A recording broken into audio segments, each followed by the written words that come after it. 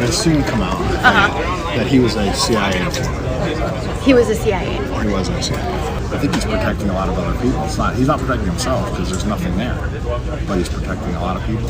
Because Trump's now saying it's a hoax, it's the case like a hoax or something. I'm like, come on, you know it's not a hoax. He's been on the plane, many times. It's just he was never on the plane with the kids.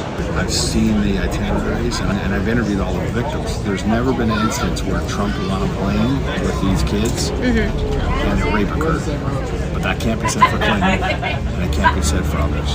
While the Clintons were on the plane, while Bill Clinton was on the plane, there were rapes that occurred. Overheard at Phoenix Airport on September 8th, 2025, a senior Justice Department investigator who personally worked on the Epstein case tells all. Glenn Prager, who has reviewed Epstein itineraries and has interviewed Epstein's victims, drops a bombshell. He says that the DOJ did not want to go after Epstein because he's a CIA asset, that the evidence from his investigation confirms that Bill Clinton was present for alleged rapes on the Lolita Express, and that President Trump was not present for the rapes that Glenn Prager investigated, but that he is protecting a lot of other people that were. How about this whole Epstein thing that's like going down? I worked on that case. I used to interview all the victims, and my picture was 20 to 30 victims, in Palm Beach that I was interviewing and dealing with and stuff like that. And then we go ready to go to trial, and they would flip.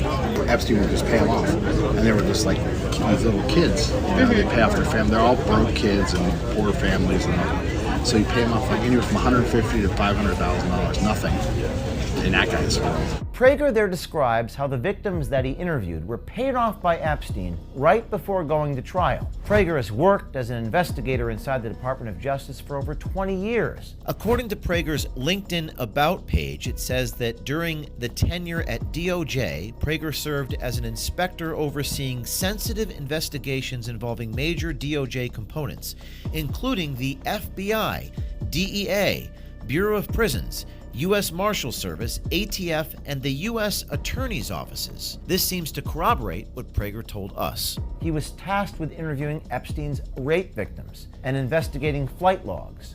On his backpack in the airport, we spotted an embroidered FBI patch, which caught the attention of our citizen journalist. I'll tell you this, because no, it's not talked about yet, but it soon come out that he was a CIA informant. He was a CIA informant. He wasn't a CIA. Although many have suspected it to be the case, this is the first time a Department of Justice official has confirmed that Epstein worked for the CIA and is a foreign asset. So DOJ was settling the case, and they were just letting him, do house arrest, and they minimized his arrest. Part of that is because all the victims kept on flipping, and they didn't have anyone to go to trial with. The more importantly part is they didn't want to go after him. He's a asset for the United States and Israel for the CIA.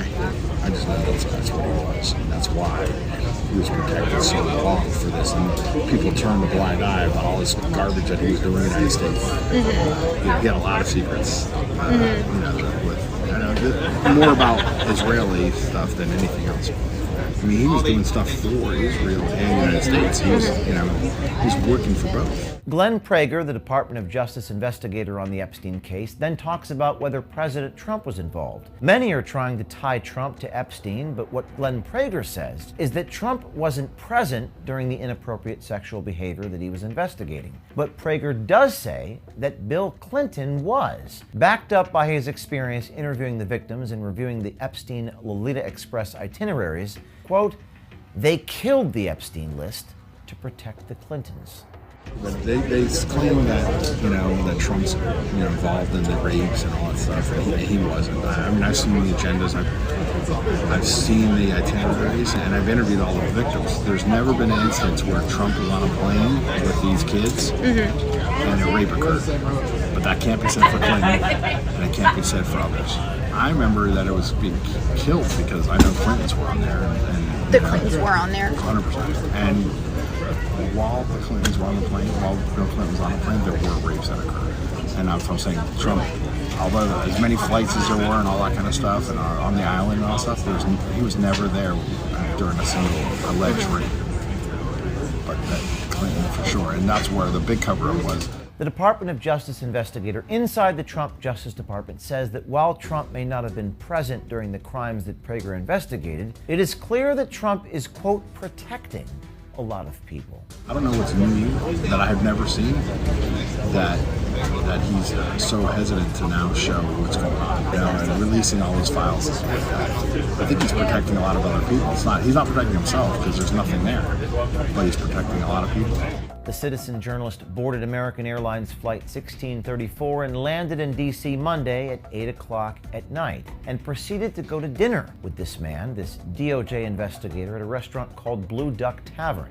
Glenn Prager dislikes the fact Trump said the Epstein scandal is a hoax, but he also says, according to the evidence from his investigation, that Trump is not covering up for himself. Because Trump's now saying it's a hoax, the case is like a hoax or something. I mean, come on, you know it's not a hoax. He says a lot of stupid stuff. He's been on the plane, many times.